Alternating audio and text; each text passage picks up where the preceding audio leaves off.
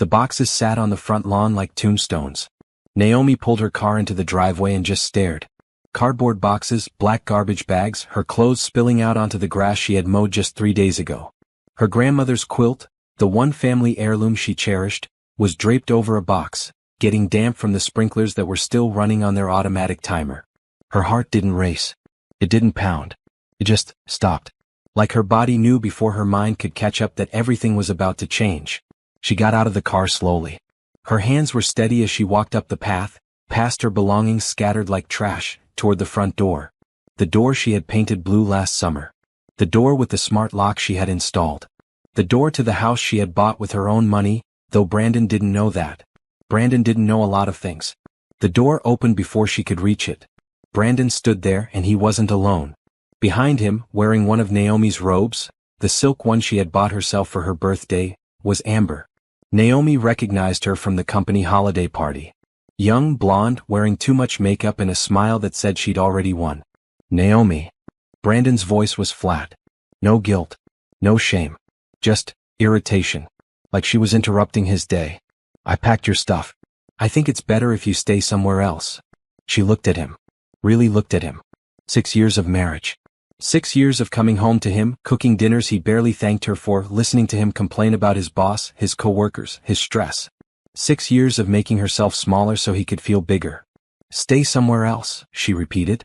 Her voice came out steadier than she felt. Yeah. Look, I don't want to make this messy. He crossed his arms. He was wearing the designer watch she'd given him for Christmas. The shirt she'd picked up from the dry cleaners yesterday. Standing in the house she owned, next to the woman he'd been sleeping with, telling her to leave. Amber and we're together now. We have been for a while. You had to know this wasn't working. Amber shifted behind him and Naomi saw it. The little smirk. The way she pressed closer to Brandon, marking her territory. How long? Naomi asked. Does it matter? How long, Brandon? He sighed like she was being difficult. 2 years. Give or take. 2 years. 2 years of lying. 2 years of coming home to her after being with someone else. 2 years of I love you, and how was your day, honey? While he built a whole separate life behind her back. You need to go, Naomi. Don't make me call someone. And there it was. The threat. In her house. Wearing her gifts. Living the life she had provided. She could tell him right now.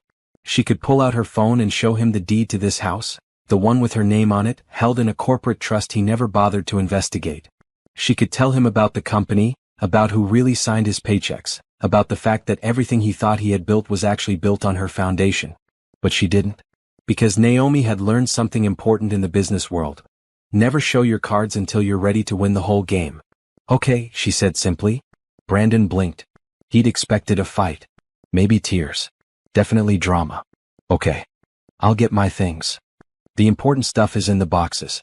The rest, we can figure out later. We. You said we. Him and Amber. Like they were the team now. Naomi walked to her boxes. Her hands were still steady as she loaded them into her car. 1 trip. 2 trips. 3. Brandon and Amber went back inside after the first trip, closing the door behind them. She could hear them laughing. The quilt was damp. She carefully folded it and placed it in the front seat. Her grandmother's face flashed in her mind. Strong, brilliant, unshakable. The woman who had built an empire from nothing and taught Naomi to do the same. Don't let anyone make you small, baby girl, her grandmother used to say. And when someone shows you who they are, believe them the first time. Brandon had just shown her exactly who he was. As Naomi loaded the last box, a neighbor across the street, Mrs. Patterson, stood on her porch watching with obvious pity. The old woman raised her hand in a small wave. Naomi waved back. By tomorrow the whole neighborhood would know. By next week his family would. No. Everyone would be talking about poor Naomi, kicked out of her own home, replaced by a younger woman. Let them talk. She got in her car and didn't look back at the house. Not once.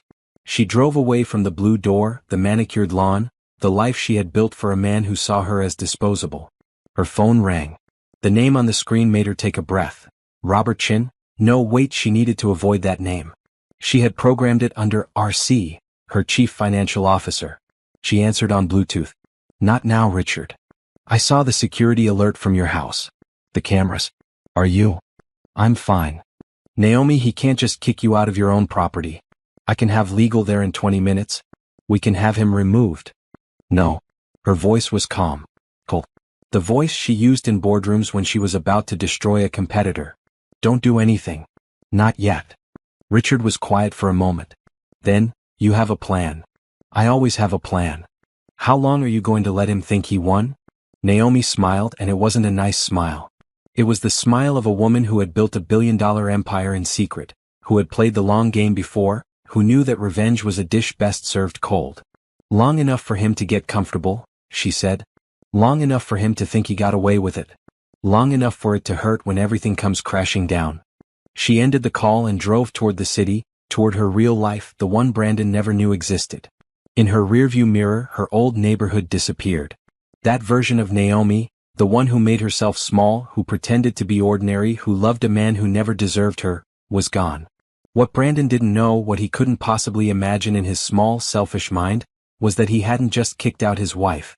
He had just declared war on the woman who owned everything he thought was his. And Naomi never lost. The penthouse suite at the Continental Hotel had floor-to-ceiling windows that overlooked the entire city. Naomi stood in front of them, still wearing the same clothes from earlier, and watched the sun set over the skyline she had helped build. Brandon thought she was a mid-level employee at some tech company. That was the story she'd told him when they met 6 years ago, and he'd never questioned it.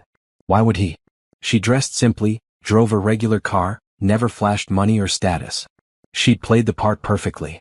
The truth was so much bigger. Naomi Baptiste, formerly Naomi Williams before she married Brandon and took his ordinary last name to blend in, was the sole owner and CEO of Baptiste Technologies, a corporate empire worth $3 billion. But nobody knew that. Not the public, not the press, and certainly not her soon-to-be ex-husband.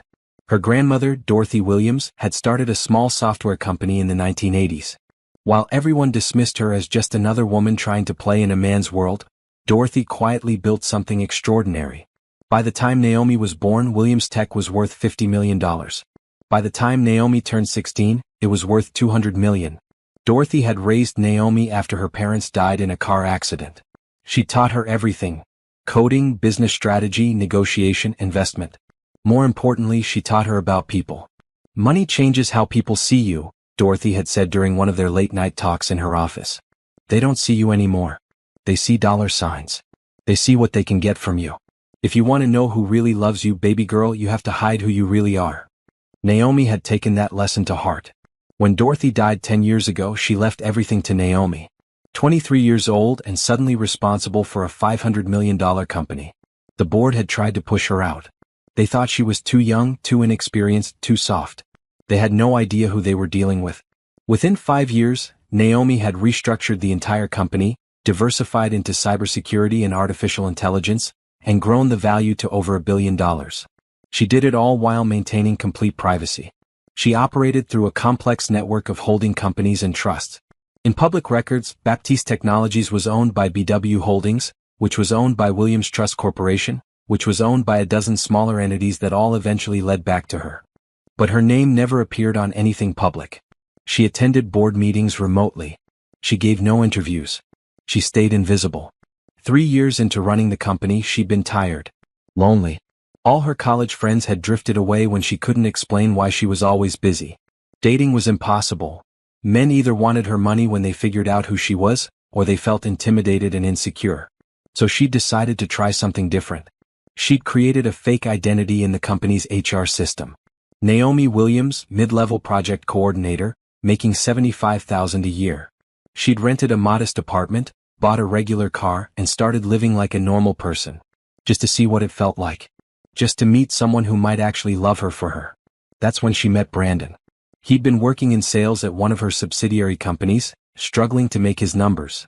He was charming, confident, always talking about his big plans for the future. He'd asked her out after a company happy hour and she'd said yes. The first year was good. He treated her well, or at least she thought he did. He was attentive, romantic, always planning dates. When he proposed, she'd convinced herself she'd found what she was looking for: genuine love. Looking back now, she could see the signs she'd missed. The way he always ordered the most expensive thing on the menu, even though he knew money was supposedly tight for both of them. The way he'd hinted that she should ask for a raise, get a better job, make more money. The way he'd been so excited when she told him about her inheritance from a grandmother, $50,000 she'd claimed, though she'd actually transferred $5 million into a joint account she carefully managed. He'd wanted to spend it immediately on a new car, a bigger apartment, expensive watches. She'd convinced him to be smart about it, to invest most of it to buy the house. He'd agreed because he thought he'd benefit from her small inheritance. If only he knew that the house he thought they'd bought together with her inheritance was actually purchased through one of her holding companies. That the mortgage he thought they were paying was actually just money she transferred to herself. That every comfort he enjoyed, every promotion he received at work, every opportunity that came his way, it all came from her. She'd given him a job in the marketing department of one of her fastest-growing subsidiaries. She'd made sure his managers knew he was valuable, that he got good reviews, that he felt successful. All the while, he'd come home and complained about his incompetent boss and the idiots in upper management who didn't appreciate his talent. He was complaining about her. He just didn't know it. And through it all, she played her part. The supportive wife. The woman who packed his lunches and picked up his dry cleaning. The one who listened to his dreams and encouraged him and made herself smaller so he could feel big. Why had she done it? Because she'd wanted so desperately to believe she'd found someone who loved her for her.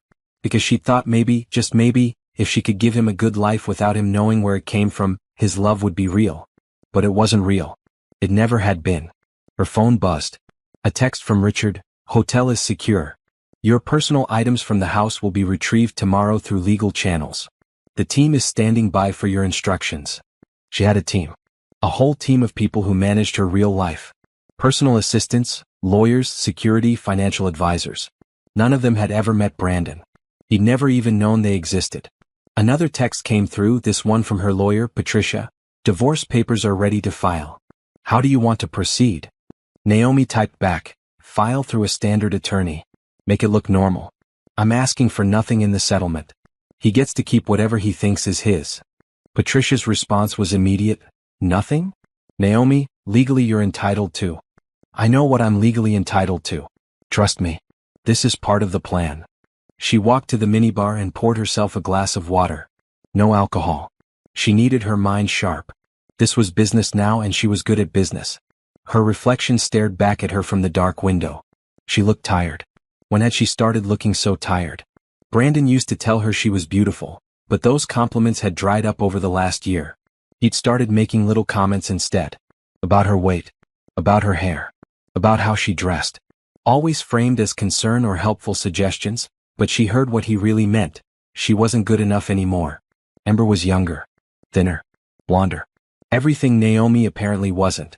But here's what Brandon didn't understand. Naomi had been beautiful all along.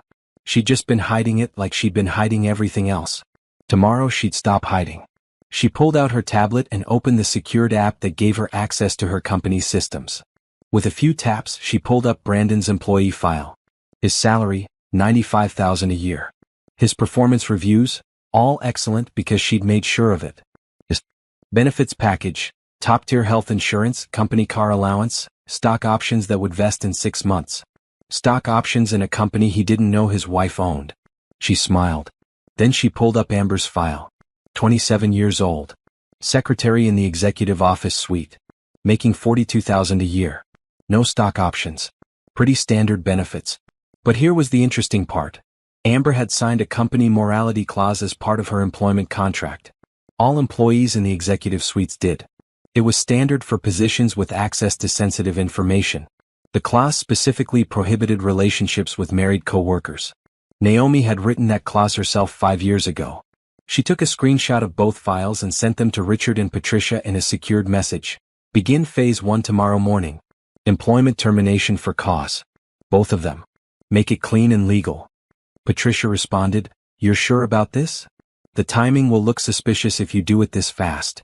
They've been having an affair for 2 years in violation of company policy. That's not suspicious. That's just enforcing the rules." Richard added, "What about the house? Give them 30 days notice through the trust. Standard eviction procedures. Everything by the book." And his car? Naomi had forgotten about the car. The BMW he loved so much. The one he'd gotten through the company's executive vehicle program. A program he barely qualified for but got approved for anyway because she'd made a call. The car is a company lease. Employment termination means vehicle return. Schedule the repossession.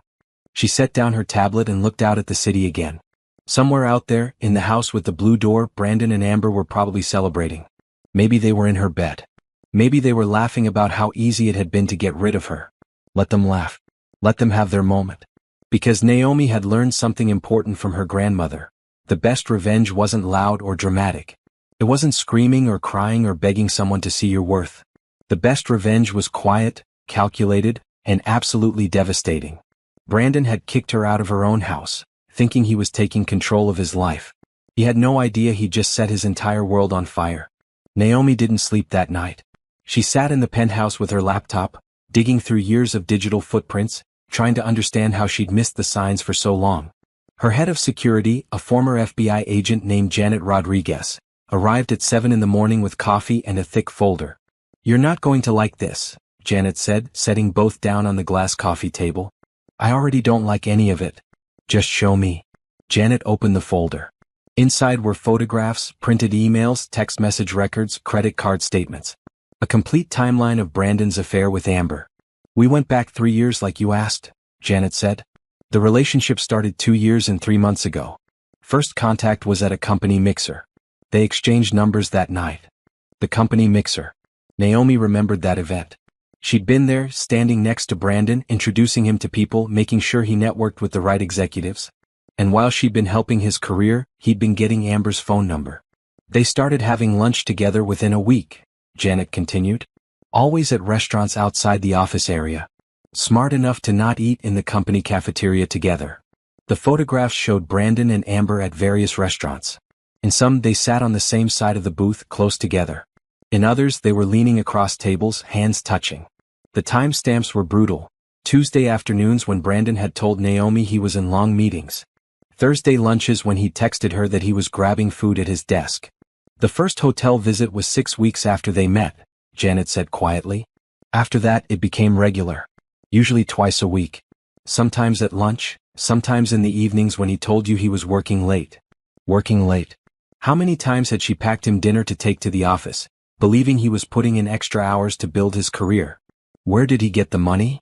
Naomi asked. Hotel rooms aren't cheap. He has a credit card you don't know about. Look at this. Janet pulled out a statement. He opened it 18 months ago. The bill goes to his office address. He's been paying it from the joint checking account in small increments you probably didn't notice. Naomi studied the charges. Hotels. Restaurants. Jewelry. He bought Amber jewelry. Expensive jewelry. And flowers. He'd sent flowers to Amber's apartment multiple times. Brandon hadn't bought Naomi flowers in over a year. There's more, Janet said. These are screenshots from Amber's social media. Private accounts, but we got access. The screenshots showed Amber's Instagram posts. Most were public. Typical influencer stuff, carefully posed photos with inspirational captions. But the private account was different. Photos of expensive dinners with captions like, "When he treats you right." Photos of jewelry with, "He knows what I like." A picture of her hand with Brandon's hand, both wearing matching watches that Naomi now realized were bought with money from their joint account. But the worst were the messages. Janet had somehow gotten screenshots of a group chat between Amber and 3 of her friends. Naomi forced herself to read them. Amber, I swear he has no idea she owns everything else. Friend 1, wait what? His wife owns the company. Amber, not the company we work at. But like, everything else. The house, the cars, she's the one with money. He literally has nothing. He's so clueless. Friend 2, then why are you with him? Amber, because it's fun. And honestly, she's so boring. Like she doesn't even try. No makeup, no style, just blah. He deserves better. Friend 1, you're terrible L. Amber, I'm doing her a favor TBH. She should thank me for taking him off her hands. Naomi set down the phone printouts. Her hands were shaking now, not from sadness but from rage. Pure cold rage. There's one more thing, Janet said carefully. Last week Brandon went to a lawyer. A divorce lawyer. He was planning to file first, but I guess he decided the dramatic approach was better. He wanted to control the narrative, Naomi said. Her voice sounded distant to her own ears. Yeah. He was going to paint himself as the victim who fell out of love and found something real. Now he gets to be the guy who bravely ended his marriage. Except he didn't end anything. He just started a countdown on his own destruction. Naomi stood and walked to the window. The sun was fully up now, the city bustling below.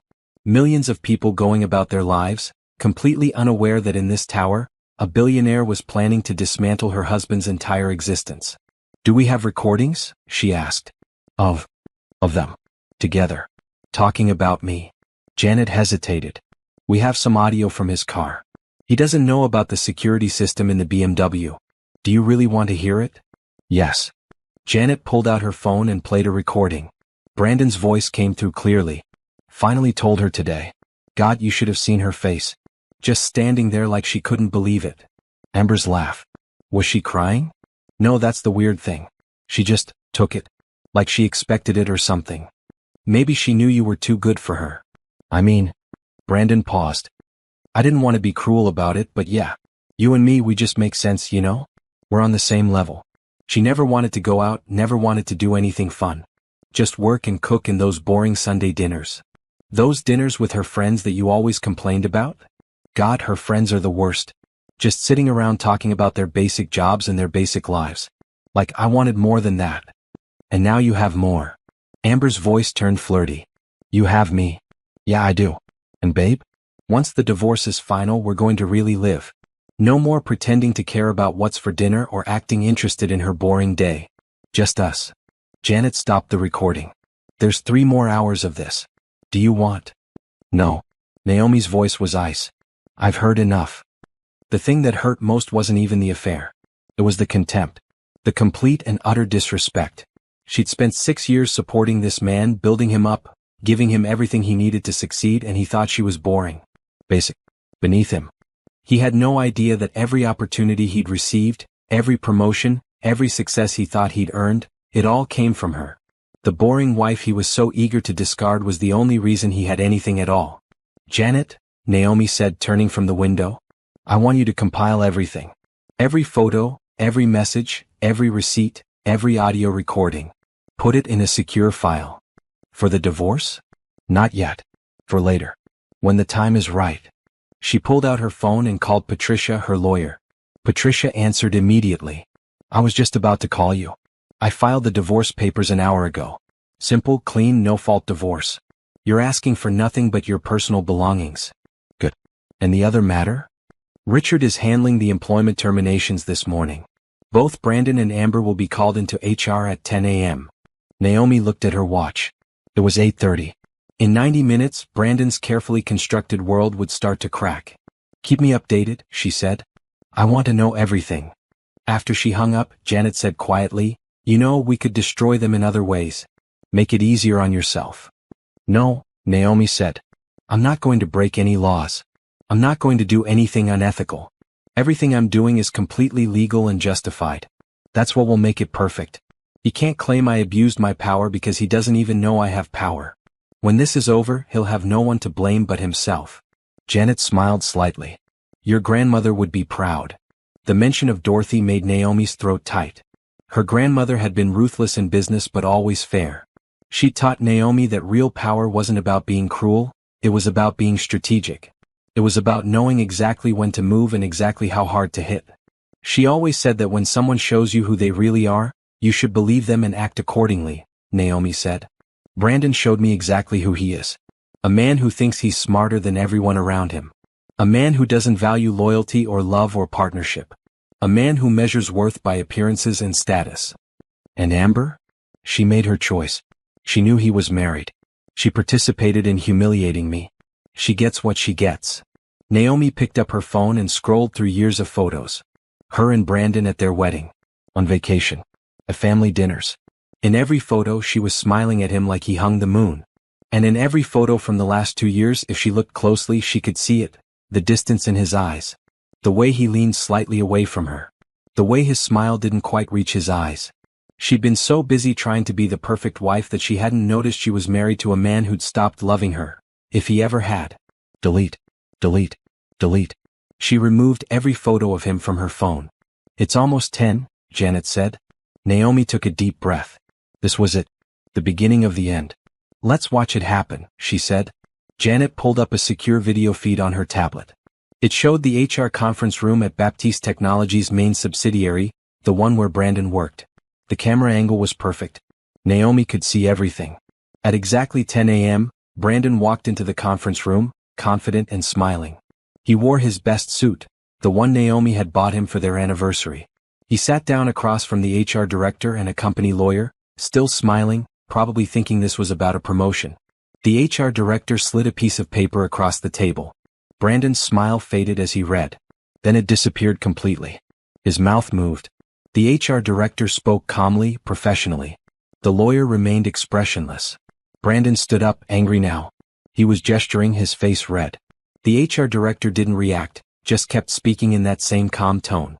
Finally, security appeared at the door. Brandon looked shocked. He grabbed the paper and stormed out, security following him to his desk to collect his personal items. 20 minutes later, the same scene played out with Amber. But her reaction was different. Tears, pleading, hands clasped together as if begging. The HR director shook her head. The lawyer slid the termination papers forward. Amber left the building crying. "It's done," Janet said. Naomi felt nothing. No satisfaction. No joy. Just a cold sense of justice being served. "Phase 1 complete," she said. "Now we wait." By lunchtime, Brandon had called Naomi 17 times. She didn't answer. He'd sent 12 text messages, each one escalating from confused to angry to desperate. "Brandon, we need to talk. Call me." "Brandon, Naomi, seriously. Something happened at work." "Brandon, they fired me. Can you believe this? I need you to call me back." "Brandon, fine, ignore me. But we still need to figure out the house and bills. Or did you forget about adult responsibilities?" "Brandon, Amber got fired too. This is insane. Someone is targeting us." That last message made Naomi smile. Someone is targeting us. He was starting to feel it, that sense of unease, the first hint that things weren't adding up. Good. She was in her real office now, at the top of the Baptiste Technologies tower. 52nd floor, corner office. 3 walls of windows overlooking the city. Her desk was sleek glass and chrome. The bookshelves held awards she'd won under the company name. Innovator of the Year, Top Tech CEO Under 40 Business Excellence Award. None of them bore her personal name, just Baptiste Technologies founder and CEO. Richard knocked and entered with a tablet. "The board meeting is in 10 minutes. Are you sure you want to attend in person today?" "Yes. It's time they saw me." 4 years she'd attended board meetings remotely, her face obscured on video calls, her voice distorted slightly through audio filters. It was easier that way. Less questions. Less attention. But things were changing now. She was done hiding. "They're going to have questions," Richard warned. "About the sudden terminations. About why we let go of 2 employees without more progressive discipline. Then we'll show them the evidence. The affair violated company policy. Amber had access to confidential information and was in a relationship with a married co-worker. Brandon was part of a relationship that created a hostile work environment. Both terminations were justified and legal. Some of the board members are going to wonder about the timing. The timing is irrelevant. We just discovered the violation. We acted. That's what good companies do." Richard nodded but looked uncomfortable. He'd been with her for 8 years. He knew her better than almost anyone. "You're going to burn it all down, aren't you?" he said quietly. "Not burn. Dismantle. Carefully, legally, and completely." She stood and smoothed down her dress, a designer piece she'd kept in her office closet. Black, elegant, powerful. She looked nothing like the woman Brandon had kicked to the curb yesterday. "And the divorce?" "Patricia filed this morning. Simple terms. I'm asking for nothing except my personal belongings. No alimony, no asset split, nothing." "He's going to think he won." "He's supposed to think he won." Richard smiled slightly. "Your grandmother really did teach you everything." The board meeting was in the main conference room, a space designed to intimidate. 20-foot ceilings, a table that sat 30 people, and the company logo etched into the glass wall behind the head chair. When Naomi walked in, every conversation stopped. The board was composed of 10 people. Venture capitalists who'd invested early, retired tech executives who provided guidance, and a few industry experts. They'd all worked with her remotely for years, but only 3 had ever met her in person. "Good afternoon," she said, taking her seat at the head of the table. "Thank you all for being here." An older man named Gerald spoke first. "Ms. Baptiste, this is unexpected. You've never attended in person before." "Things are changing," she said simply. "I'm tired of hiding." A woman named Susan, one of the few board members Naomi actually respected, leaned forward. "We've all been curious about you for years. It's nice to finally see you face to face. Likewise. Naomi opened her tablet. Let's begin. Richard, please present Q3 financial results. The meeting proceeded smoothly. The company was thriving, profits up 18%, 3 new contracts signed, expansion into 2 new markets approved. Everything was perfect on paper. Then Gerald brought up the terminations. 2 employees were let go this morning, he said, reading from his notes. Mid-level marketing manager and an executive secretary. Both for policy violations. Can you explain the circumstances? Naomi nodded to Richard, who pulled up a presentation on the main screen. Both employees were in a romantic relationship that violated company policy, Richard explained. The male employee was married. The female employee had access to sensitive company information. Their relationship created a conflict of interest and a potential security risk. We have documented evidence of the relationship spanning over 2 years. 2 years? Susan asked. Why is this just coming to light now? We only recently became aware of the extent of the relationship, Naomi said smoothly. Once we had sufficient evidence, we acted immediately. Gerald frowned. This seems sudden. Usually we have progressive discipline. Usually we don't have employees flagrantly violating ethics policies for years, Naomi interrupted. Her voice was calm but firm. Both signed agreements acknowledging these policies when they were hired. Both chose to violate them. The company's legal counsel reviewed the terminations and found them justified. Still, Gerald persisted, 2 terminations in 1 day sends a message. It sends the message that we have standards, Naomi said. That we expect our employees to conduct themselves professionally. That we don't tolerate behavior that puts the company at risk. Would you prefer we ignore policy violations? Gerald sat back, properly chastised. Susan was watching Naomi with an interesting expression, half curiosity, half respect. I think what Gerald is trying to understand is whether there's more to this story. In all the years we've worked with you, you've never taken such direct action against employees. Smart woman. Too smart. There's nothing more to the story, Naomi said. 2 employees violated policy. They were terminated. That's how companies should operate. Based on rules, not emotions. The meeting continued for another hour, but Naomi could feel the shift. The board members were looking at her differently now. Before, she'd been a voice on a screen. Now she was real. Present. Powerful. After the meeting ended, Susan caught up with her in the hallway. That was impressive, Susan said. The way you handled Gerald. He needed to be handled. Can I ask you something off the record? Naomi waited. Those 2 employees. Were they connected to you personally? Smart. Too smart.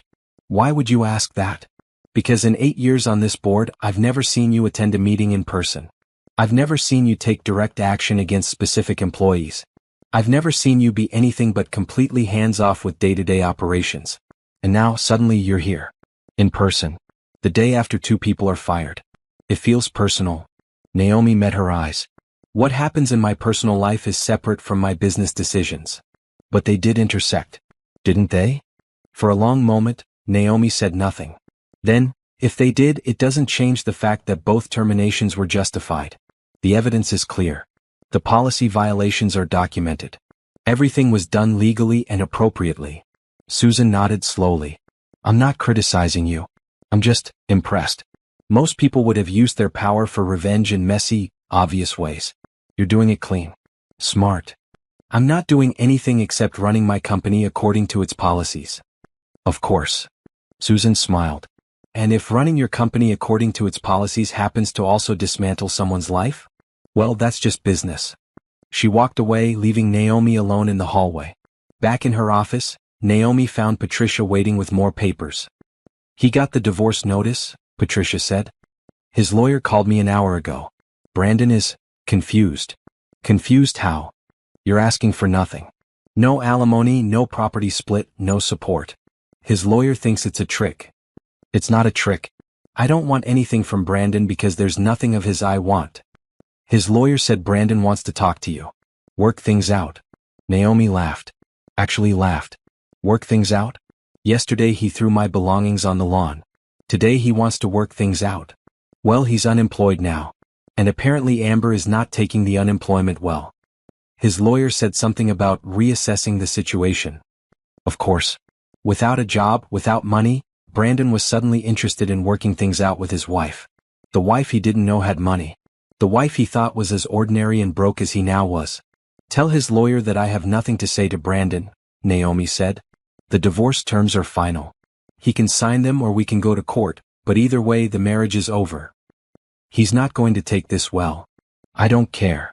After Patricia left, Naomi pulled up the security feed from the house.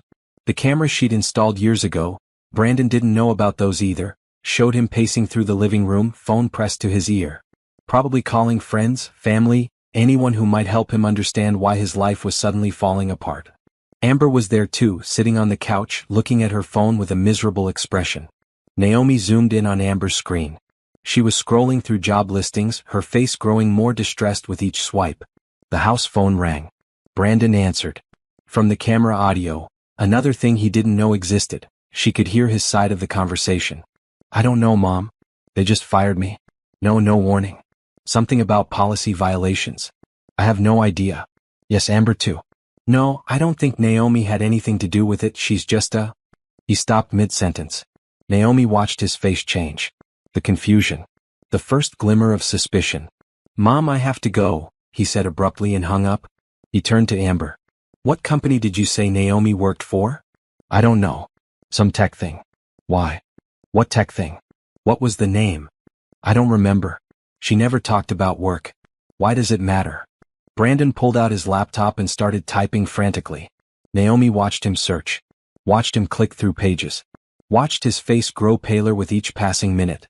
He was starting to put it together. Not all of it. Not yet. But the pieces were beginning to form a picture he didn't like. This doesn't make sense, he muttered. None of this makes sense. But it did make sense. Perfect sense. Brandon just didn't know enough to see the full picture yet. Soon though. Very soon. Naomi closed the security feed and opened her calendar. Tomorrow she had meetings with 3 different venture capital firms. Next week she was keynoting a tech conference. In 2 weeks she had an interview scheduled with a major business magazine, her first public interview in 10 years. It was time to step into the light. And when she did, Brandon would finally understand exactly what he'd thrown away. Brandon Mitchell was having the worst week of his life, and he couldn't understand why. It started with being fired on Tuesday. By Wednesday his bank accounts were a disaster. Thursday morning a lawyer he'd never hired delivered divorce papers.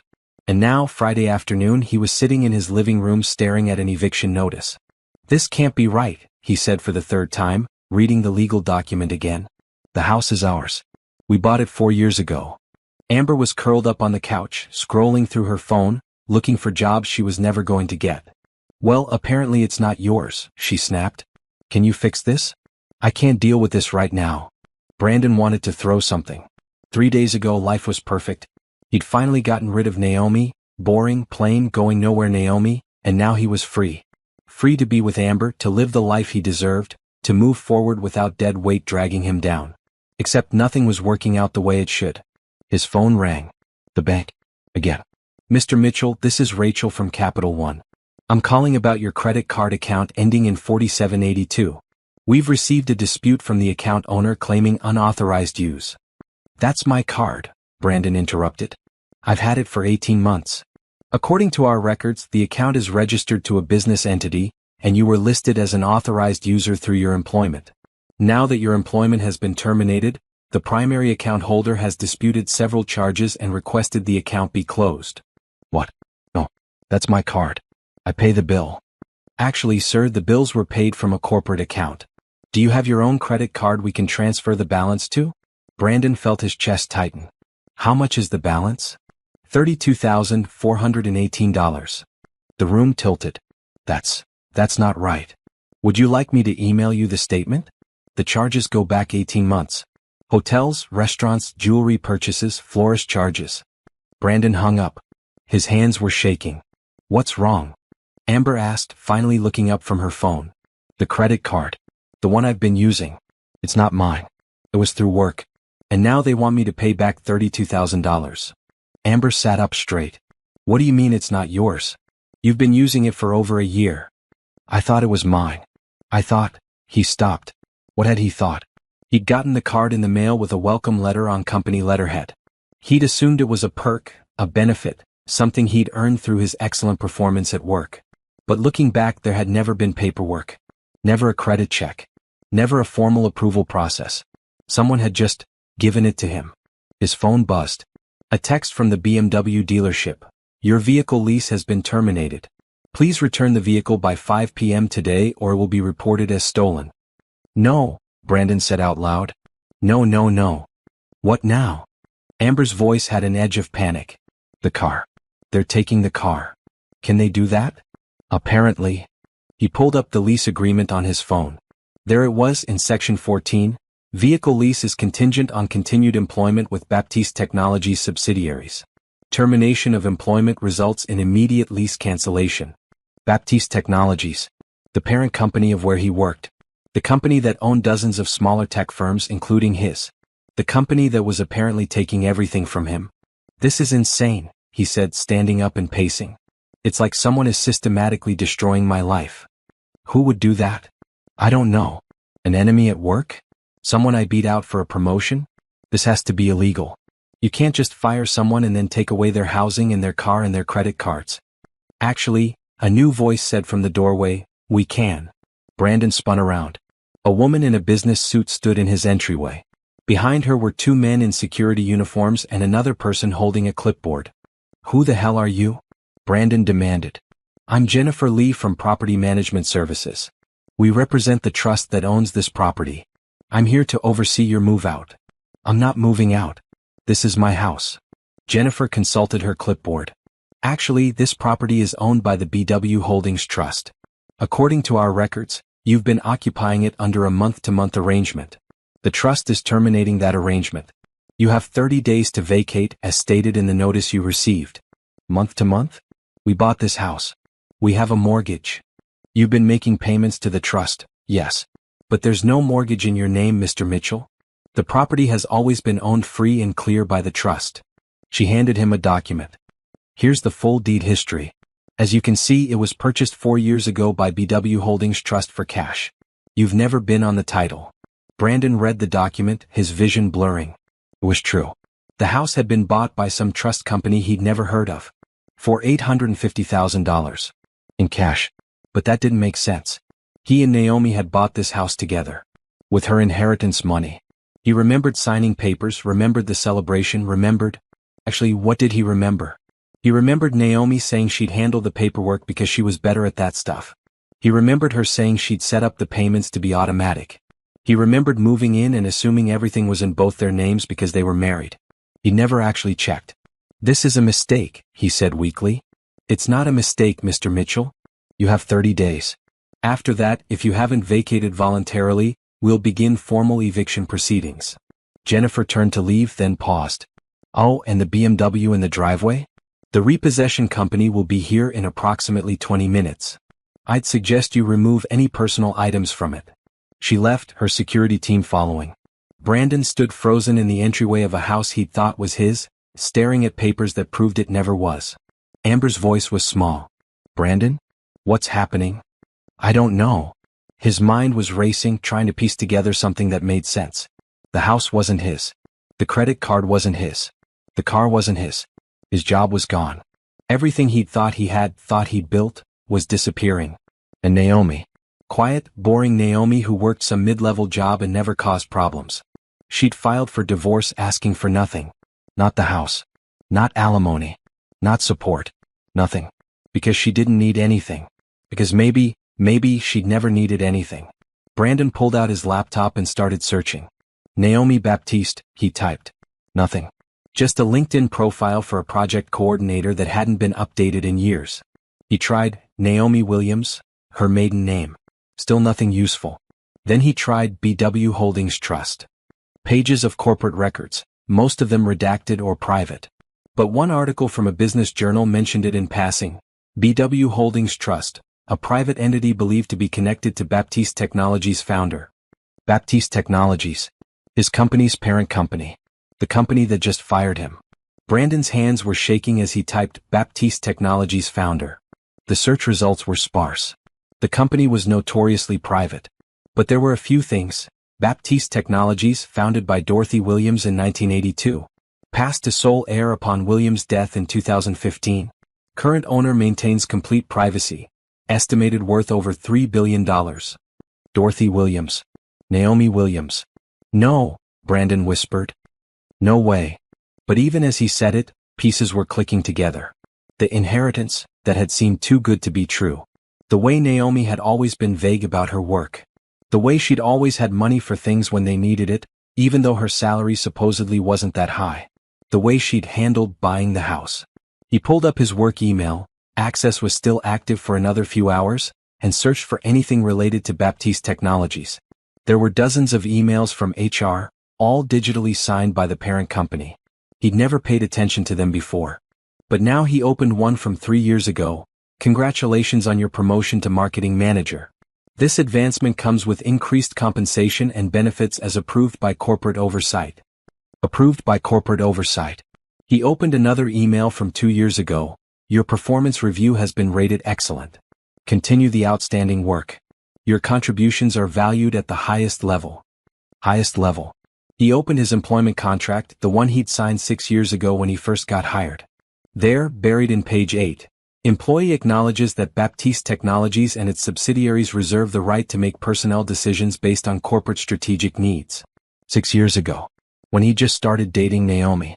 Oh my God, he said out loud. Amber was behind him now, looking at the screen. What is it? Naomi. I think Naomi is... He couldn't even say it.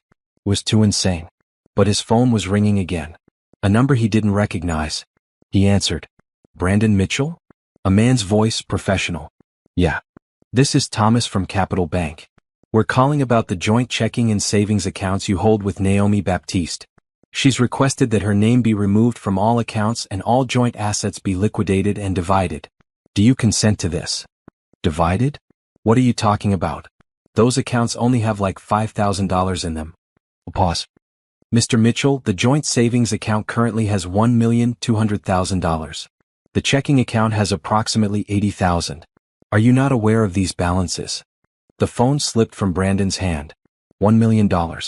In their savings account. Money Naomi had put there without telling him. Money he'd thought didn't exist. Amber picked up his phone. Hello? Yes, this is his girlfriend. Can you tell us what's going on? What do you mean $1 million? Brandon wasn't listening anymore. He was pulling up their joint bank account online, entering the password Naomi had set up years ago. The account loaded. Savings, $1,247,392.18.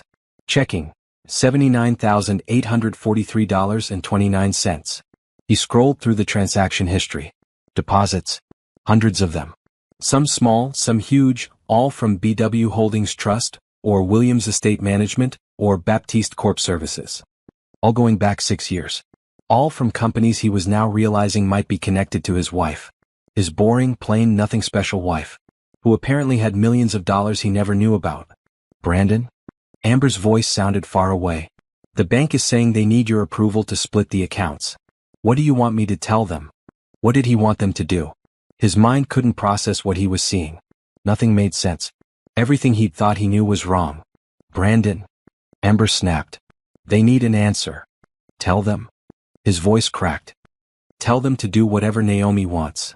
Because suddenly Brandon understood something. Whatever Naomi wanted, Naomi got. She'd always gotten it. He'd just been too stupid to realize he was never in control of anything.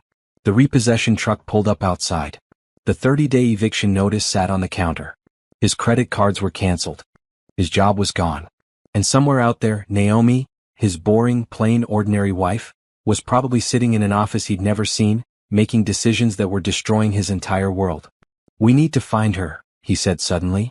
We need to talk to her. Figure out what's happening. You think she's doing this? Amber asked. Brandon looked at her. Really looked at her. Amber, who he'd thought was the upgrade. Who he'd left his wife for. Who was now standing in a house they were being evicted from, with no job and no prospects, asking obvious questions. Yeah, he said. I think she's doing exactly this. By Sunday morning, Brandon and Amber's relationship was cracking under pressure. We need to leave, Amber said, throwing clothes into a suitcase. This place isn't even yours. We should go stay with my parents until we figure things out. Your parents live in a 2-bedroom condo with your younger brother, Brandon said. Where exactly are we going to sleep? I don't know. But we can't stay here. What if they come back and kick us out early? Brandon was sitting at the kitchen table, surrounded by papers and printouts. He'd spent the last 48 hours trying to understand what was happening. The picture that emerged was devastating. The house, owned by BW Holdings Trust, which seemed to be connected to Baptiste Technologies. The cars, both leased through company programs he'd somehow qualified for despite barely meeting the requirements. The credit cards, corporate accounts he'd been added to without proper authorization. His job promotions, all approved by corporate oversight, with notes in his file about special consideration. Everything. Every single thing he'd thought he'd earned or owned or built was either gone or never his in the first place. And at the center of it all was Naomi. He'd finally tracked down her real LinkedIn profile, not the fake mid-level employee one, but a private profile that listed her as founder and CEO, Baptiste Technologies. The profile photo was professional. Naomi in a suit, looking confident and powerful, nothing like the woman who used to cook his dinner. "I'm going to call her again," he said, picking up his phone. "She's not going to answer. She hasn't answered in 3 days. She has to answer eventually. We're still married. Are we?" She filed for divorce. Brandon looked at Amber. "Wait, you and me? We're not married." Amber flushed. "That's not what I meant." But it was what she meant. And they both knew it. His phone buzzed. Not a call, a text from an unknown number. "Stop calling Naomi. She has nothing to say to you. All communication goes through her attorney. Patricia Okonkwo, legal counsel." Brandon's hands tightened on the phone. Her attorney? Another text. "You have 28 days remaining to vacate the property at 847 Maple Drive. Please arrange for your departure. Property Management Services." Then another. "Your final paycheck has been processed and direct deposited minus taxes and the $847 owed for personal use of company equipment. HR Department." The messages kept coming. Every debt, every cancellation, every door closing. All professionally worded. All perfectly legal. All devastating. "They're destroying us," Amber said quietly. "Whoever owns that company, they're making sure we have nothing." "It's not whoever owns the company," Brandon said. "It's Naomi. She owns the company. She owns everything. That doesn't make sense. How could she be a secret billionaire? She drove a Toyota. She shopped at Target. Because she wanted to." Brandon's voice rose. "Don't you get it? She was hiding. Playing some sick game. Probably laughing at me the whole time. Why would she do that? Why would she do that?" Brandon had been asking himself the same question. And slowly, horribly, an answer was forming. He remembered when they first met. He'd been struggling at work, behind on his sales numbers, stressed about money.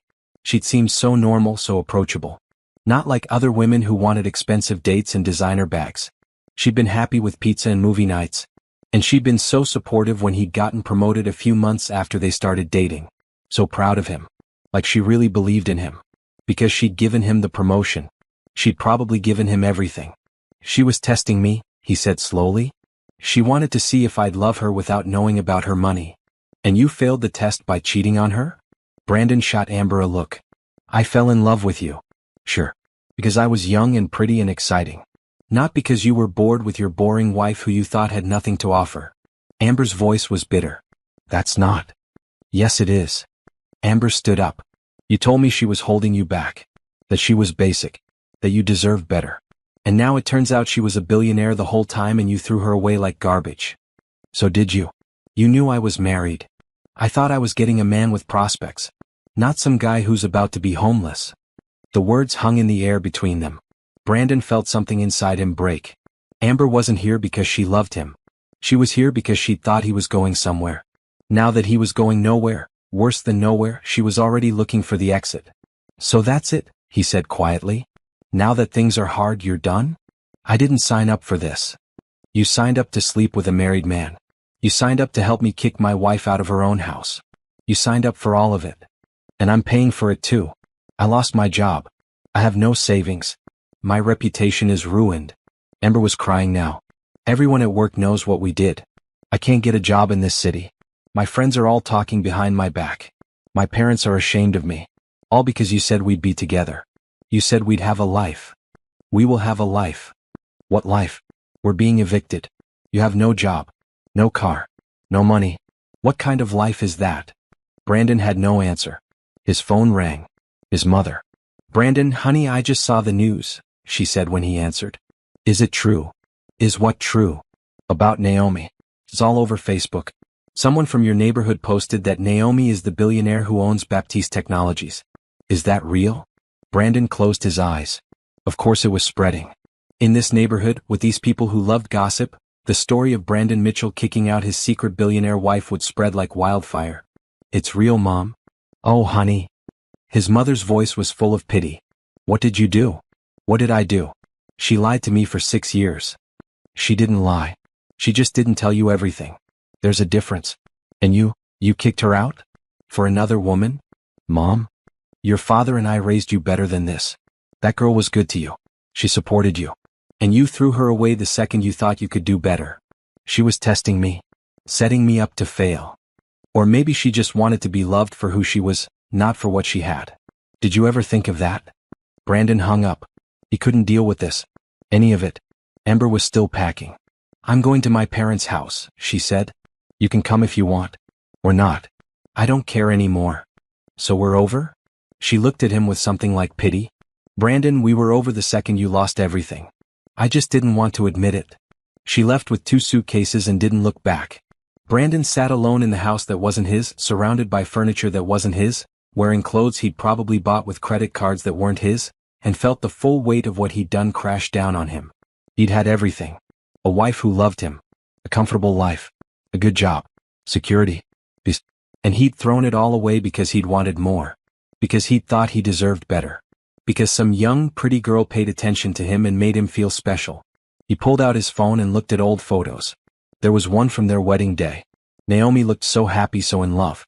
She was looking at him like he hung the moon. And he'd looked at her like she was his prize. He'd never really seen her, had he? He'd seen the version of her she presented. The simple, supportive wife. He'd never asked questions.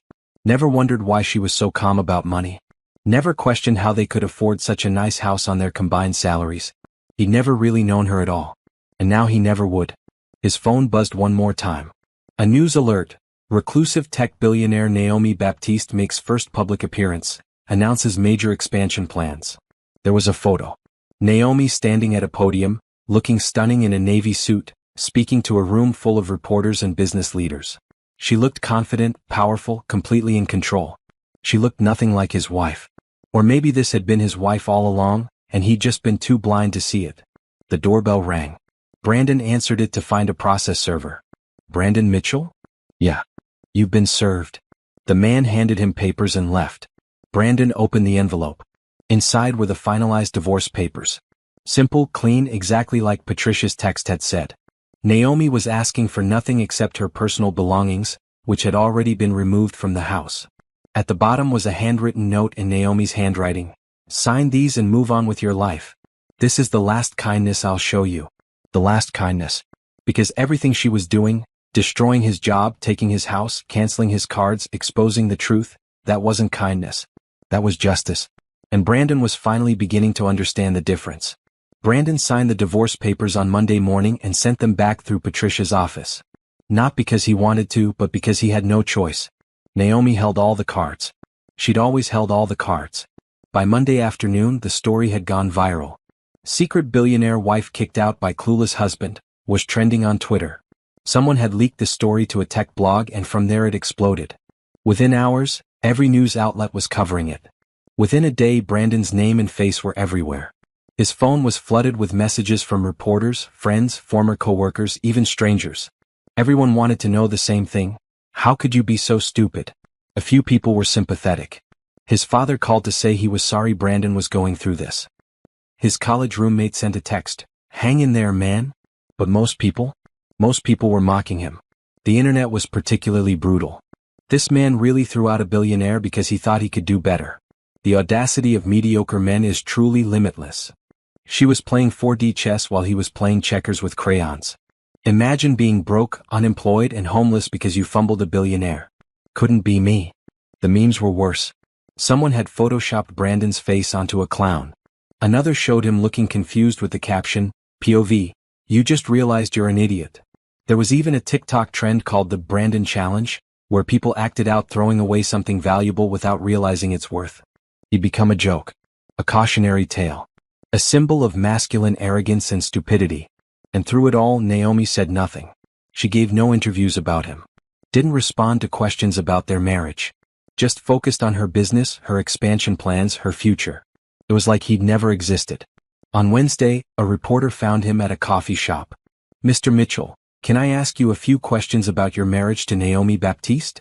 No comment. "Did you know about her wealth when you ended the relationship?" No comment. "Is it true you were having an affair with a coworker?" Brandon stood up to leave, but the reporter followed him. "People are saying you kicked her out of her own house. Is that accurate?" I said no comment. "Are you hoping to reconcile now that you know the truth?" Brandon spun around. "Are you serious? You think I want her back because of her money? That's exactly what everyone thinks of me, isn't it? That I'm some gold digger who regrets losing the cash cow?" The reporter was recording everything. "So you don't want to reconcile?" "I want to be left alone." But he didn't get left alone. The video of him yelling at the reporter went viral too. Now he wasn't just a fool, he was an angry fool. A man who'd lost everything and was taking it out on everyone around him. By Thursday he had to leave the house early.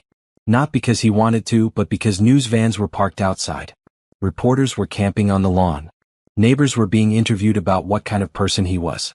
Mrs. Patterson across the street told the camera crew. "He always seemed nice, but you never really know people, do you? That poor woman. She was always so sweet. Helped me carry my groceries once when my arthritis was bad." His own neighbor thought Naomi was a saint and he was trash. He ended up at a cheap motel outside the city. $28 a night, thin walls, questionable stains on the carpet. A far cry from the house with the blue door. That's where he was when his phone rang with an unfamiliar number. Against his better judgment, he answered. "Mr. Mitchell, this is Jackson Steele. I'm a producer for Second Chances, the reality show. We're interested in telling your story." "My story?" "About your marriage. The divorce. Your wife's secret identity. America loves a redemption arc, and we think you could be very compelling television. You want to put me on TV? To talk about the worst mistake of my life. We want to give you a platform to tell your side. Right now the narrative is very one-sided. You're the villain. But what if you could show people the real you? Show them that you're a good guy who made a mistake." Brandon almost laughed. A good guy who made a mistake. That's what they were calling it. Not a cheater. Not a man who threw away his wife like garbage. Just a guy who made a mistake. "How much?" Brandon asked. "Excuse me? How much do I get paid for this?" Pause. "We can offer $50,000 for the season. More if ratings are good." $50,000. It was more money than Brandon had right now. More money than he'd see anytime soon. But it would mean going on TV. Telling millions of people about how he'd betrayed his wife, lost everything, and become a cautionary tale. "I'll think about it," he said and hung up. His email dinged. A message from Patricia Okonkwo, Naomi's lawyer. "Mr. Mitchell, the 30-day notice period has expired in 2 days. Please confirm your move-out date. If you need additional time, we can arrange a 1-week extension for $500 per day. $500 per day to stay in the house he thought was his." He typed back, "I'll be out in 2 days." There was nowhere to go. No money for a real apartment. No job prospects because every company that Googled his name saw the scandal. No friends willing to let him crash because they were all too embarrassed to be associated with him. He'd burned every bridge and now he was standing in the ashes. Friday morning, his mother called again. "Brandon, you need to apologize to her." "To who? Naomi?" "Yes, to Naomi. You need to make this right." "Mom, she doesn't want to hear from me." Her lawyer made that very clear. Then go through her lawyer. Write a letter. Do something. Because right now, the whole world thinks you're a monster. "I'm not a monster. You just what? You just cheated on your wife and threw her out and humiliated her? And now that you know she has money, you just want to pretend it never happened." "I don't want her money." "Then what do you want?" Brandon didn't have an answer. What did he want? Forgiveness? A do-over? To go back in time and make different choices? "I want to understand," he finally said. "Why she did it. Why she hid everything from me. Maybe because she knew exactly what kind of man you are. And she was right." His mother hung up. Brandon sat in his motel room and finally let himself cry. Not because he'd lost money, he'd never known the money existed, so how could he miss it? Not even because he'd lost the house or the car or the job. He cried because he'd lost Naomi. The real Naomi. The woman who was smart enough to build a billion-dollar empire. Strong enough to hide it for years. patient enough to wait for him to show his true colors, and confident enough to walk away when he did. He'd never really known her. He'd been married to a stranger. No, he'd been married to someone extraordinary and he'd been too blind to see it. And now she was gone. Saturday morning, moving day, Brandon packed his belongings into a rented U-Haul. He didn't have much. Most of the furniture had stayed with the house because it turned out he'd never actually bought it. Naomi had. Through her trust. Like everything else. He was loading the last box when a town car pulled up. Patricia Okonkwo stepped out, wearing a sharp suit and carrying a briefcase. "Mr. Mitchell. Come to watch me leave? Actually, Ms. Baptiste asked me to give you something." She handed him an envelope. Brandon opened it. Inside was a check for $20,000. "What is this?" "Ms. Baptiste wanted me to inform you that she's calculated the value of assets you brought into the marriage, adjusted for inflation and market returns. That amount comes to approximately $18,000. She's rounding up to $20,000 to cover moving expenses." Brandon stared at the check. "She's giving me money?" "She's returning what was yours. Nothing more, nothing less. She also wanted me to tell you that this concludes all financial obligations between you. After this, you will have no further contact. No calls, no texts, no attempts to see her. If you violate this, she will pursue legal action for harassment. I just want to talk to her. To explain." "There's nothing to explain. You showed her exactly who you are. She believed you. Now it's over." Patricia got back in her car. "Cash that check and move on with your life, Mr. Mitchell. It's more than you deserve." She drove away. Brandon looked at the check. $20,000. A generous gift from a woman he'd betrayed. A final goodbye from someone he'd never really known. He got in his U-Haul and drove away from the house with the blue door for the last time. In his rearview mirror, he saw Mrs. Patterson standing on her porch, watching him go. She didn't wave this time. Nobody waved. He'd become exactly what he deserved to be. A cautionary tale about a man who had everything and threw it away because he thought he deserved more. And somewhere in the city, in an office he'd never seen, Naomi was probably already moving on with her life. Without him. As it should be. The interview aired on a Tuesday evening. Naomi sat in the penthouse, watching herself on the large screen. It was strange seeing this version of herself, confident, articulate, powerful. The version she'd hidden for years. The interviewer, a well-known business journalist named Monica Harper, sat across from on-screen Naomi in the studio. "Ms. Baptiste, you've been called the most mysterious CEO in technology. For 10 years, you've operated one of the most successful companies in the industry while maintaining almost complete anonymity. Why reveal yourself now?" On screen, Naomi smiled. "I'm tired of hiding. For a long time I thought privacy was power. But I've learned that real power comes from being authentic. From standing in your truth even when it's uncomfortable. Let's talk about your personal life. The story that's been all over the news. Is it true that your husband didn't know about your wealth?" "That's correct. Can you help us understand why? Why hide something so fundamental from your spouse?" Naomi had prepared for this question. She'd practiced the answer until it felt natural. When you have significant wealth, especially when you're a woman, people treat you differently. They see the money before they see you. I wanted to know what it felt like to be loved for who I was, not what I had. So I created a life where I could be ordinary. Where someone could fall in love with me without any other motivation. But he didn't know anything about your real life. Doesn't that feel like a lie? I never lied. I just didn't share everything. There's a difference. I had my reasons and I thought they were good ones. Looking back, maybe I was naive. Maybe I was testing someone in a way that wasn't fair. But I genuinely wanted to believe that love could exist without wealth being part of the equation. Monica leaned forward. "And when your marriage ended? That must have been devastating." "It was. But it was also clarifying. I learned that you can't build a real relationship on partial truths. And I learned that some people will always see you as less than you are, no matter what you do or who you really are.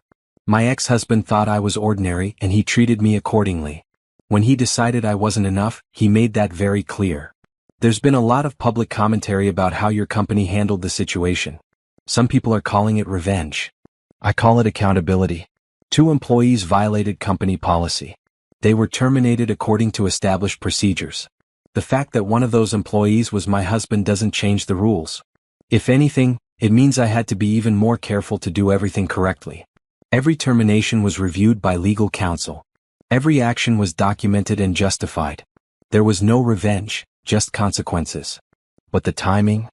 The timing was when I discovered the full extent of the policy violations. Yes, that discovery came after personal events. But that doesn't make the violations any less real or the terminations any less justified. Monica studied her. You know people are going to say this was personal. Let them say it. I know the truth. I ran my company the way it should be run, with clear rules, consistent enforcement, and no special treatment for anyone. Even my husband. The interview continued for another 20 minutes. They talked about Baptiste Technologies' growth, about Naomi's plans for expansion, about her vision for the future. They talked about her grandmother Dorothy and the legacy she'd inherited. They didn't talk about Brandon again. When the interview ended, social media exploded. She's a queen. Handled that with so much grace. No special treatment for anyone. Even my husband. I screamed. This is what happens when you underestimate a woman. She doesn't get mad. She gets methodical. Brandon Mitchell watching this right now like face screaming in fear. But not everyone was supportive. Some people criticized Naomi for being cold, calculating, manipulative. She set him up to fail. That's messed up. Imagine hiding your wealth from your spouse. That's not testing someone, that's lying. Rich people really think they can play games with regular people's lives. Naomi read the comments with Richard the next morning in her office. The negative responses are about 30%, Richard said. Mostly from people who think the power imbalance was unfair. And the other 70%? They think you're a hero. That you exposed a cheater and handled it like a boss. The company's social media following has tripled in the last week. We've had 6 major publications request interviews. Forbes wants to put you on the cover. What about the employees? How are they responding? Morale is high. People are proud to work for you now that they know who you are. We've had a 15% increase in job applications. Everyone wants to work for the secret billionaire who took down her cheating husband. Naomi smiled slightly. That's not how I'd describe it. That's how everyone else is describing it. Her phone buzzed. A text from Janet, her head of security. Your ex tried to enter the building this morning. Security stopped him. He's in the lobby causing a scene. Do you want me to handle it? Naomi stood up. I'll handle it. Richard looked alarmed. Are you sure that's a good idea? He wants to talk? Fine. We'll talk. One time. Then it's done forever. She took the private elevator down to the lobby. Through the security monitors, she could see Brandon arguing with 2 security guards. He looked terrible, wrinkled clothes, unshaven, desperate. Part of her felt sorry for him. A small part. The part that remembered when she'd loved him, when she'd thought they had something real. But that part was quiet now. Overpowered by the part that remembered him throwing her belongings on the lawn. The part that heard his voice on the recordings mocking her to Amber. The part that knew he was only here now because his life had fallen apart. She walked into the lobby. Ms. Baptiste, the security guard said. I'm sorry we tried to. It's fine. Give us 5 minutes. Private conference room. She looked at Brandon. You want to talk? Let's talk. She led him to a small conference room off the lobby. Glass walls, minimalist furniture, completely visible to everyone in the building. She wanted witnesses. Brandon looked around, taking in the expensive space, the company logo on the wall, the view of the city beyond. This is where you work, he said. This is where I've always worked. How did I not know? How did I never see it? Because you never asked questions. You never wanted to know more about me. You were satisfied with the version of me that fit your life. Naomi crossed her arms.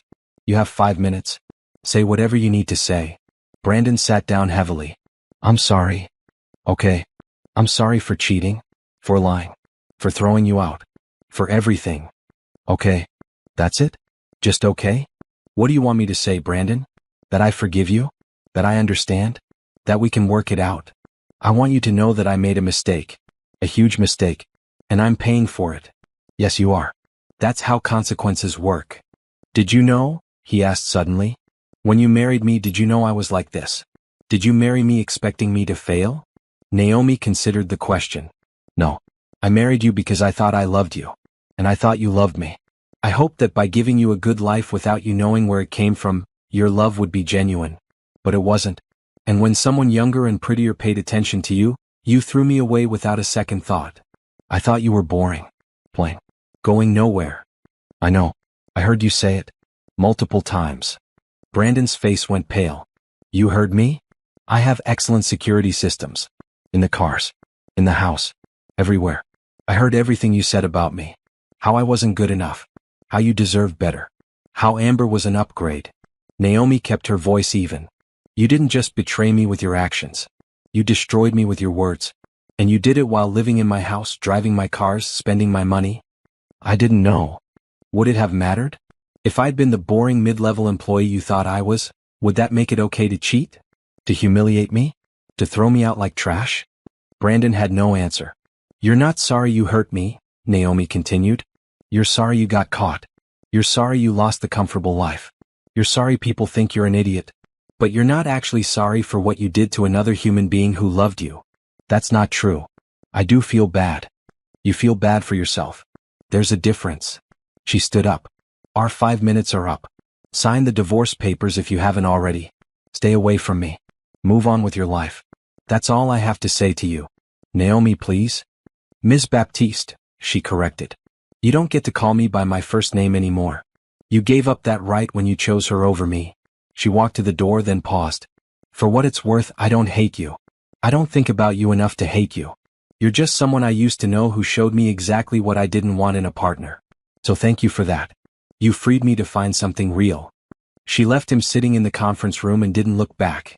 Security escorted him out of the building 3 minutes later. That evening, Naomi had dinner with Richard, Patricia, and Janet at an upscale restaurant. They were celebrating, not Brandon's downfall but Naomi's freedom. To Naomi, Patricia raised her glass. Who proved that the best revenge is massive success. To Naomi, Richard and Janet echoed. They clinked glasses. How do you feel? Janet asked. Now that you've faced him? Empty, Naomi admitted. I thought I'd feel victorious or satisfied or something. But I just feel empty. Like I wasted 6 years of my life on someone who never deserved me. You didn't waste them, Patricia said. You learned from them. Now you know what you don't want. Now you know your worth. Those are valuable lessons. Expensive lessons. The best ones usually are. Naomi's phone buzzed. A text from an unknown number. Hi, this is James. We met at the charity gala last month. I saw your interview. You were amazing. Would you like to get coffee sometime? No pressure. She showed the message to the table. James from the gala? Janet pulled out her tablet and started typing. Let me run a background check. You're going to background check everyone I date now? Yes, obviously. That's my job. Patricia laughed. Let her do her job. The last guy you dated without a background check didn't work out so well. Naomi smiled. Fair point. Her phone buzzed again. Another message, this time from a business contact. Saw your interview. You're inspiring. If you ever want to talk about collaboration, let me know. And another, thank you for being brave enough to tell your story. You helped me realize I deserve better too. And another, you're a role model for my daughter. Thank you for showing her that women can be powerful and successful. The messages kept coming. Strangers thanking her, supporting her, telling her their own stories of betrayal and resilience. The world is watching, Richard said. You've become more than just a CEO. You've become a symbol. I just wanted to run my company. Too late for that. You're a movement now. Naomi looked at the messages. All these people she'd never met, all inspired by her story. It was overwhelming, but it was also empowering. For 10 years she'd hidden who she was. She'd made herself small to fit into Brandon's world. She'd pretended to be ordinary when she was extraordinary. Not anymore. Now the world knew who Naomi Baptiste was. And she was just getting started. 3 months later, Naomi was in the middle of a board meeting when Janet texted her. Your ex is outside the building again. Says he needs to see you. Should I call the police? Naomi sighed and excused herself from the meeting. This had become a pattern. Every few weeks, Brandon would show up, desperate to talk to her. Every time, security would turn him away. Every time, she'd ignore him. But this time felt different. This time, according to Janet's follow-up text, he'd been crying in the lobby for 20 minutes. Against her better judgment, Naomi agreed to see him. One final time. She met him in the same conference room as before. He looked worse than last time, thinner, older, defeated. His clothes were cheap and ill-fitting. His shoes were worn out. Thank you for seeing me, he said quietly. Naomi didn't sit down. Make it quick. I have a meeting. I know. I shouldn't be here. But I needed to say this in person. He took a shaky breath. I'm not here to ask for anything. Not money, not help, not forgiveness. I'm here to tell you that you were right about everything. Okay. I was a terrible husband. I took you for granted. I treated you like you were less than me when you were so much more. I cheated because I was selfish and weak and stupid. And I lost the best thing that ever happened to me." Naomi waited. "Amber and I broke up the day after we got evicted. She said I was pathetic. That I'd ruined her life. That she never really loved me, she just thought I was going places." He laughed bitterly. "Turns out I was going places. Just not the ones she wanted. Why are you telling me this? Because you deserve to know that I understand now. I understand what I had and what I threw away. I understand that you weren't boring or plain or ordinary. You were extraordinary and I was too dumb to see it. Brandon. I'm working at a call center now, making $12 an hour. I live in a studio apartment in a bad part of town. I can't afford a car, so I take the bus. I'm nobody. Nothing." He met her eyes. "And I did this to myself. Not you. Me. Every decision that led me here was mine. And I just wanted you to know that I know that." Naomi felt something. Not pity exactly. Not sympathy. Maybe just a recognition of how far he'd fallen. "I appreciate you saying that," she said carefully. "But it doesn't change anything. I know. We're divorced. We're done. You need to stop coming here. I know that too." He pulled an envelope from his pocket. "This is for you. I'm not asking you to read it now. Or ever. But I wrote it and I wanted you to have it." He set the envelope on the table and stood up. "I'm sorry, Naomi. For all of it. I hope you find someone who deserves you. Someone who sees you for who you really are. Someone who would never make the mistakes I made." He walked toward the door, then paused. "For what it's worth, I did love you. I just didn't love you enough. And that's the worst part. I had everything I needed and I convinced myself I needed more. I hope you can be happy. You deserve it." He left. Naomi stood alone in the conference room, staring at the envelope. Part of her wanted to throw it away without reading it. Part of her was curious. She picked it up. Inside was a handwritten letter. Several pages, front and back, in Brandon's messy handwriting. "Dear Naomi, I've started this letter 100 times and thrown it away 100 times. I don't know if there's anything I can say that will matter. I don't know if you'll even read this. But I have to try. I've spent the last 3 months thinking about our marriage. Really thinking about it, not just the version I told myself to justify my actions. And I've realized how blind I was. You made me feel like a king. Every day you built me up. You supported my career, encouraged my dreams, made me feel like I could do anything. And I took all of that and threw it in your face. I told myself you were boring because you didn't care about material things. I told myself you were plain because you didn't wear makeup or expensive clothes. I told myself you were holding me back because you didn't want to go out every night or spend money we didn't have. But you weren't any of those things. You were grounded. You were secure. You knew who you were and what mattered. And I mistook your confidence for complacency. I cheated because Amber made me feel special. She laughed at my jokes. She wore pretty dresses. She wanted to go to fancy restaurants. She made me feel like I was more than just ordinary. But here's the truth I finally understand. You made me feel special too. You made me feel loved and valued and important. The difference was that your love was real and hers was an illusion. She loved what she thought I could give her. You loved who I was even though I wasn't anyone special. Except I was special to you. And I threw that away. When I found out who you really are, what you built, what you accomplished, what you hid from me, I was angry at first. I thought you'd lied to me, betrayed me, set me up to fail. But you didn't set me up. You gave me every opportunity to be a good person, a good husband, a good man. And I failed all on my own. I failed because when things got comfortable, I got bored. When someone prettier paid attention to me, I strayed. When I thought I could do better, I tried. And now I know the truth, I could never do better than you. You were the best thing in my life and I was too stupid to realize it. I'm not writing this to ask for anything. I know we're done. I know I destroyed any chance we had. I know you've moved on and you should. You deserve someone who sees you, really sees you and loves what they see. I'm writing this because you deserve to know that I'm sorry. Truly deeply sorry. Not sorry I got caught. Not sorry I lost the money I didn't know existed. Just sorry that I hurt you. That I disrespected you. That I made you feel like you weren't enough when you were more than enough all along. I hope you're happy, Naomi. I hope you find everything you're looking for. I hope someone loves you the way you should have been loved from the beginning. And I hope someday when you think about our marriage, you can remember at least a few good moments. Because there were good moments before I ruined everything. I'm sorry, Brandon. Naomi folded the letter and put it back in the envelope. She felt nothing. Not anger. Not sadness. Not even satisfaction that he finally understood what he'd lost. Just nothing. Because Brandon's apology, while probably sincere, changed nothing. It didn't undo the betrayal. It didn't erase the pain. It didn't make up for the 2 years of lies and mockery and disrespect. It was just words on a page from someone who used to matter and didn't anymore. She threw the letter in the trash on her way back to the board meeting. That evening, Naomi met James for dinner. The chef she'd been casually dating for the last month. He was sweet, funny, genuine. He'd asked her out before he knew who she was, and he treated her the same after he found out. "How was your day?" he asked, pouring her wine. "Complicated. My ex showed up at my office again."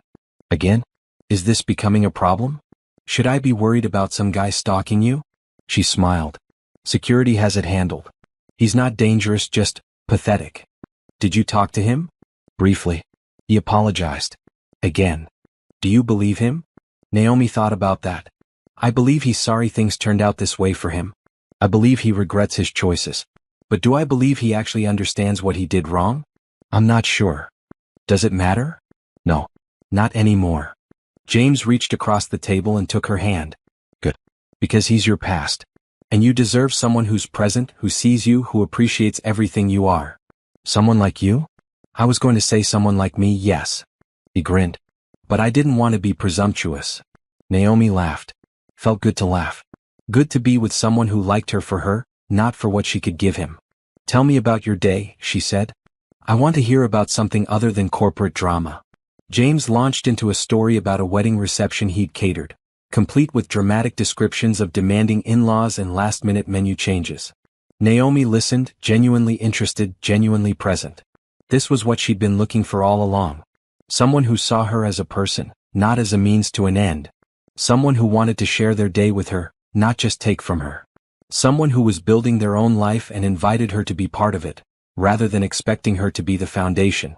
After dinner, walking back to her car, James said, "I know we've only been dating a month.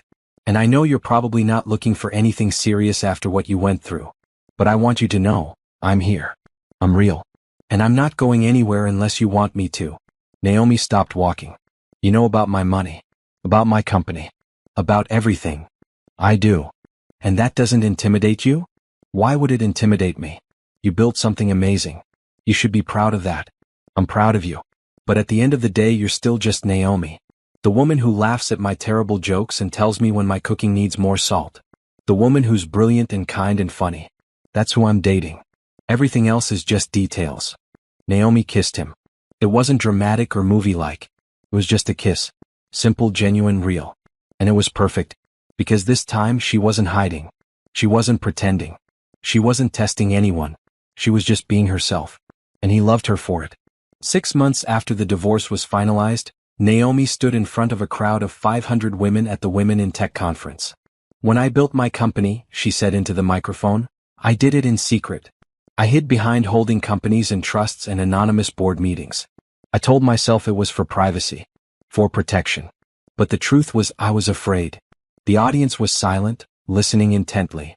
I was afraid that if people knew who I was, they wouldn't take me seriously. I was afraid that if the world knew a woman, especially a young black woman, was running a billion-dollar tech company, I'd face scrutiny, criticism, doubt. So I hid." She paused, looking out at the sea of faces. Women of all ages, all races, all backgrounds. "And then my personal life fell apart. My husband, who I'd hidden my success from, betrayed me. He threw me away because he thought I wasn't good enough. Because he couldn't see my value." Murmurs of sympathy from the crowd. "When that happened, I had a choice. I could stay hidden, stay safe, stay protected behind my walls of anonymity. Or I could step into the light and say, this is who I am. This is what I've built. And I'm not ashamed of any of it." She smiled. "I chose the light. And yes, it was scary. Yes, people criticized me. Yes, my story became public in ways I never wanted. But you know what? I survived. More than survived. I thrived."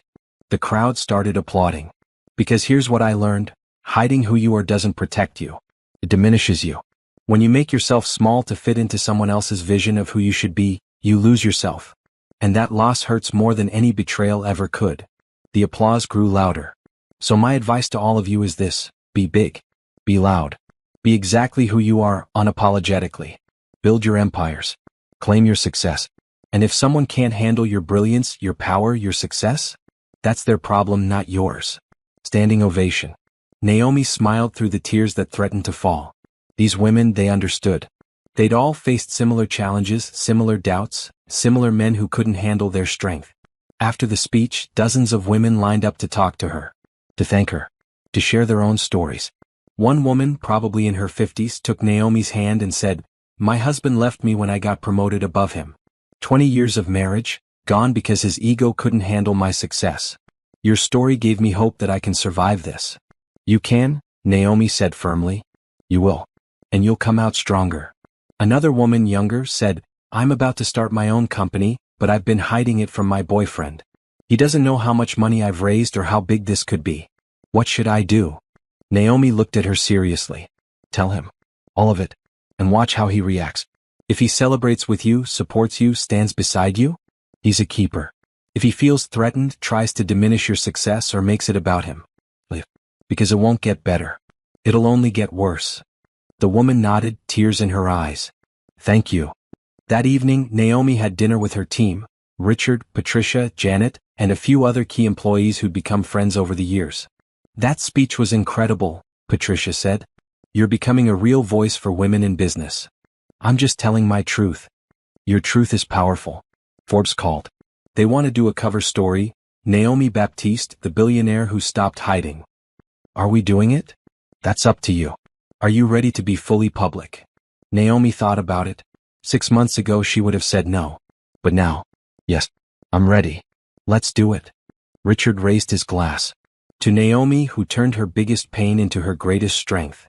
To Naomi, everyone echoed. Later that night, Naomi sat in her penthouse with James. They were cooking together, his idea. He was teaching her how to make homemade pasta, and she was learning that she was terrible at it. "This looks like a blob," she said, holding up her misshapen ravioli. "It's a rustic blob," James corrected, grinning. "Very artisanal." She threw flour at him. He threw some back. Within minutes, they were covered in flour, laughing like teenagers, the kitchen a disaster.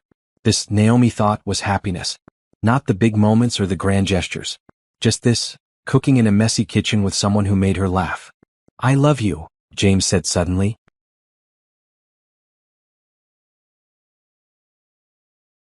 Naomi froze. It was the first time either of them had said it. "You don't have to say it back," he added quickly. "I just wanted you to know. No pressure. No expectations. Just, I love you." Naomi looked at him. Really looked at him. Covered in flour, smiling nervously, waiting for her response but not demanding it. "I love you too," she said. And she meant it. Not the desperate love of her youth, where she tried to prove she was worthy of affection. Not the performance love of her marriage, where she'd hidden herself to be loved. Just simple, honest love between two people who saw each other clearly and chose each other anyway. They kissed, flower and all. The next morning, Naomi woke up to an email from Brandon's lawyer. He was requesting to adjust the divorce terms. He wanted to ask for spousal support. She called Patricia. "He's asking for money?" Patricia sounded incredulous. "After everything? Apparently his lawyer thinks he's entitled to support since I was the primary earner during the marriage. Which you were, though he didn't know it. This is absurd. You want me to fight it?" Naomi thought about it. She could fight it. She'd probably win. But it would mean more lawyers, more meetings, more time thinking about Brandon. How much is he asking for? $3,000 a month for 3 years. Give him $2,000 for 1 year. Make it a lump sum payment so this is completely done. I never want to deal with him or his lawyer again. Naomi, you don't have to give him anything. I know. But $24,000 is nothing to me, and it's enough to help him get on his feet. After that, he's on his own. Forever. Draw up the papers. Make it very clear that this is the final settlement and there will be no further contact or requests. Patricia sighed. You're too generous. I'm not generous. I'm done. There's a difference. I'm paying to make him go away permanently. The settlement was finalized within a week. Brandon signed immediately. Naomi never heard from him again. 3 months later, Naomi sat in her office, looking at the latest quarterly reports. Baptiste Technologies had grown another 18%. They'd acquired 2 smaller companies and expanded into 3 new markets. The company value was now estimated at $4 billion. But more importantly, Naomi was happy. She was dating James seriously now. They talked about moving in together, taking the next step. He'd met her family, her cousins, her aunts and uncles, the extended family who'd always known she was special. They loved him. She'd started a foundation in her grandmother Dorothy's name, providing scholarships and business grants to women in tech. The first class of recipients had just been announced. 20 brilliant women who would get funding to start their own companies. She'd done several more interviews, sharing her story, inspiring other women to own their success and demand respect. And she'd stopped hiding. One evening, she visited her grandmother's grave. She did this sometimes when she needed to think or when she wanted to share good news. "I did it, Grandma," she said, placing flowers on the headstone. "I built the empire you always knew I could build. And I'm doing it in the light now. No more hiding." The wind rustled through the trees. "You were right about everything. About building something real. About not letting people make you small. About believing in my own worth." Naomi smiled. "And you were right that the right person would love me for me. I found him. Finally." She sat on the bench nearby watching the sunset. "I wasted 6 years on someone who didn't deserve me. But I learned from it. I learned what real love looks like. I learned that I don't need to hide to be loved. I learned that my success isn't something to be ashamed of, it's something to celebrate." Her phone buzzed. A text from James: "Dinner's ready when you are. I made your favorite." Naomi smiled and stood up. "I have to go, Grandma. But I'll be back soon. I have so much to tell you." She walked back to her car, to her life, to her future. A future that was bright and open and full of possibility. Brandon was somewhere out there, living his small life, probably still bitter about what he'd lost. Amber was probably working some low-level job, regretting her choices. And Naomi? Naomi was living her best life. Running her empire. Loving a good man. Inspiring other women. Being exactly who she was meant to be. She'd learned the most important lesson.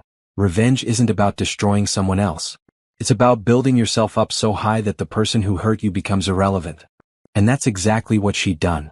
Years later, when people asked her about her ex-husband and the scandal that had made her famous, she'd smile and say, "That was a long time ago. I barely remember it." And she'd mean it. Because Brandon Mitchell was just a footnote in the story of Naomi Baptiste. A cautionary tale. A brief detour on the road to something real. Her real story, the one that mattered, was just beginning. And it was beautiful.